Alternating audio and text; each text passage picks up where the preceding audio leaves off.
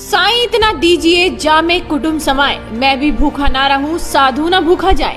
कबीर की इन पंक्तियों को अमली जामा पहनाते हुए खंडवा के मुस्लिम खत्री समाज के लोग मानव सेवा में लगे हुए हैं और ये सभी लोग जमात से जुड़े हुए हैं। जी हाँ, वही जमात जिस पर कोरोना फैलाने के आरोप भी लगे हैं। ये लोग लॉकडाउन के कारण परेशान होकर हजारों किलोमीटर पैदल चलकर अपने घर जा रहे मजदूरों को खाना खिला रहे हैं, उनके रुकने और आराम करने की व्यवस्था कर रहे हैं। इतना ही नहीं, पैदल चलकर जिन बेबस लोगों की चप्पलें टूट गई हैं, उन्हें नई चप्पल पहनने के लिए दे रहे हैं। और इन सेवा करने वाले लोगों में जमात से जुड़े लोग भी हैं। आपको बता दें कि कोरोना महामारी को लेकर जमात पर आरोप लगे हैं, लेकिन इन लोगों का कहना है कि मानव सेवा ही सच्चा धर्म है और वही वो कर रहे हैं। बाहर से आने वाले किसी भी मजदूर की जात नहीं पूछी जाती, बल्कि उसकी जरूरत पूछी जाती है और उसकी फिर मदद की जाती है। तो देखिए, अभी हमारे पूरे समाज खत्री बिरादरी जो है ये सेवा कर रही है। वो हजारों किलोमीटर दूर से जो मजदूर आ रहे हैं और जो थके हुए आ रहे हैं, उनको हमने यहाँ खाने का इंतजाम, रुकने का इंतजाम, उनको सैनिटाइज किया जाता है और उनके लिए चप्पल वितरण भी का भी व्यवस्था रखी है। जिनके पास चप्पल नहीं है उनको चप्पल भी दे रहे हैं, जिनके पास मास्क नहीं है उनको मास्क भी दे रहे हैं, खाना भी दे रहे हैं और आराम भी करा रहे हैं। पानी की व्यवस्था है। और आरोप तो क्या है, ये लगते रहते हैं और मीडिया को तो मसाला चाहिए बस। और हमारा कहा जाता है कि जमात में कोरोना बांटा, आप खाना बांट रहे हैं, किस तरह से देखते हैं? देखिए, वो उनका जो जिसकी जैसी सोच वो वैसा बोलेगा। हमारी सोच तो सेवा करना, इसलिए हम सेवा कर रहे हैं और हमारा उद्देश्य सिर्फ सेवा करना है। मानव सेवा ही सही सेवा है और हम इसमें कोई वो नहीं है। हमारे वहाँ जो समाज का लोग आ रहे हैं, हम सबकी सेवा कर रहे हैं और यहाँ भी चालू है अल्हम्दुलिल्लाह हमारा काम।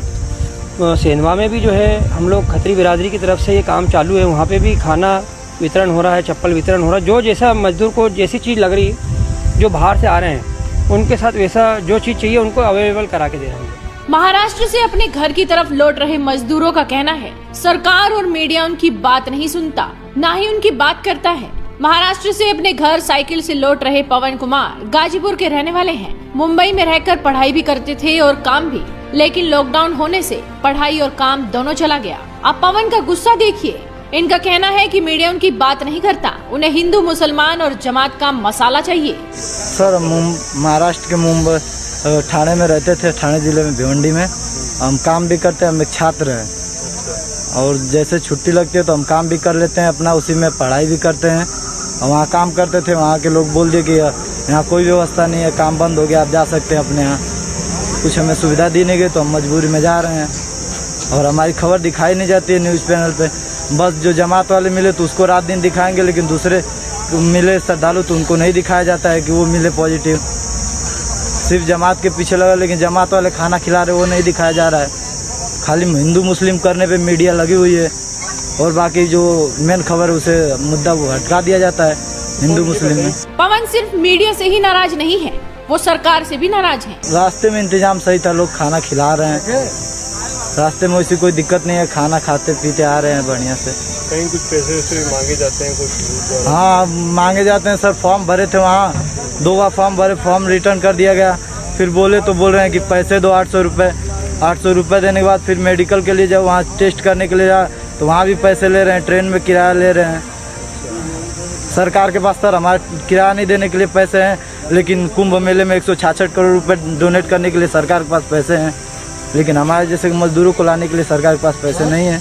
ऐसा ही कुछ हाल बहराइच के रहने वाले जाहिद का है। जाहिद ने भी रजिस्ट्रेशन के लिए फॉर्म भरा, लेकिन उससे भी पैसे मांगे गए। जब पैसा ही नहीं है तो फिर क्या करें, निकल पड़े पैदल ही। रास्ते में कोई खाना खिला दे रहा तो खा लेते हैं, बाकी पैदल ही चलते रहते हैं। समस्या सर यही था कि जब से लॉकडाउन लगा है, जब से मतलब बंद थे हम लोग, खाना तो मिल रहा था, मगर अब जाने के लिए जैसे फॉर्म भरे तो फॉर्म कैंसिल हो जा रहा था। कोई 50 मांग रहा है, कोई 200 मांग रहा है।